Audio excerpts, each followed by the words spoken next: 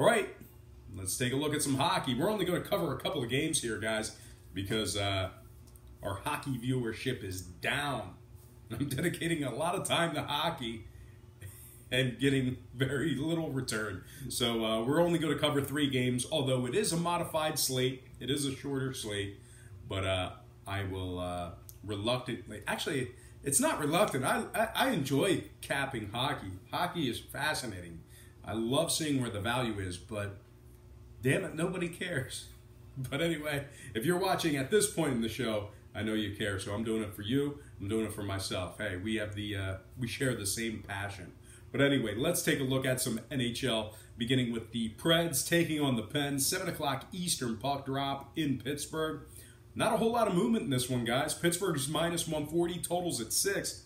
61% of the consensus is leaning toward Pittsburgh. 70% is shaded toward the under. Right now, Nashville's plus $1.15 on the money line. Pittsburgh plus 185 on the puck line. We have Pecorine projected in net for Nashville. Matt Murray projected in net for Pittsburgh. The Penguins are winning just 46% of their games at the current market price.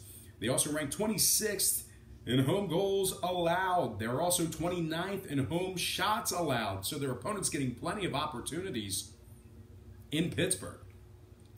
Now Nashville on the other side, they rank 4th in defensive goals allowed. They're 4-2 straight up in their last 6, and they're winning 60% of their games at the current market price. Now total-wise, Nashville is 4-2 the over in their last 6 in Pittsburgh. If you're into historical trends, I'm going to lean toward the road dog in this one. Give me Nashville plus $1.15 and the over 6 goals in that matchup there. Next game, Anaheim taking on Calgary. 9 o'clock Eastern puck drop in Calgary. The Flames open 240, total 5.5, and we're seeing all kinds of movement on this one. 20-cent move toward Calgary on the money line. And we're seeing movement upward on the total as well, up to 6 goals. So once again, Calgary open 240, up to minus 260. Total open 5.5, up to minus 6. 73% are leaning Flames, 58% shaded toward the under. Right now, Anaheim is plus 220 on the money line. Now we have Gibson projected in net for Anaheim, Riddick projected in net for the Flames. Anaheim's winning just 31% of their games, taking on teams over 550. They've also won just 5 out of their last 22, taking on teams allowing 2.6 to 2.9 goals per contest. One more thing to add about the Ducks. They've won just 14 out of their last 37 as the official road underdog. Now on the Calgary side, they're 22-8 straight up, taking on teams under 450.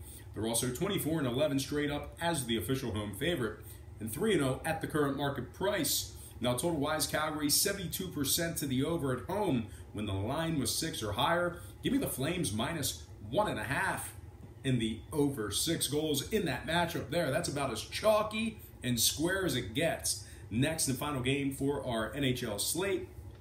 It is going to be Minnesota at the Vegas Golden Knights, 10 o'clock Eastern tip-off in Sin City. The Golden Knights open 180, total 5.5. Just a little nickel move of the Golden Knights, little nickel fade of Vegas in the early going here, down to 175. So once again, Vegas open 180, down to minus 175, totals 5.5. 54% are leaning Vegas, 79% shaded toward the over. Right now, Minnesota's plus 135 on the money line. Vegas plus 150, laying the goal and a half. Vegas ranks 2nd in offensive shots and 6th in home goals allowed. Minnesota's dropped 7 out of their last 9. When it comes to the total, Vegas is 71% to the over, taking on teams averaging 2.6 to 2.9 goals per contest. This is a really, really expensive play, but I think it's the only play you can make if you're betting a side here. I don't feel comfortable laying the goal and a half, so I got to take Vegas minus 175, winning it outright in the over. 5.5 goals in that matchup there. All right, next and final slate for the show, and it is going to be in Major League Baseball.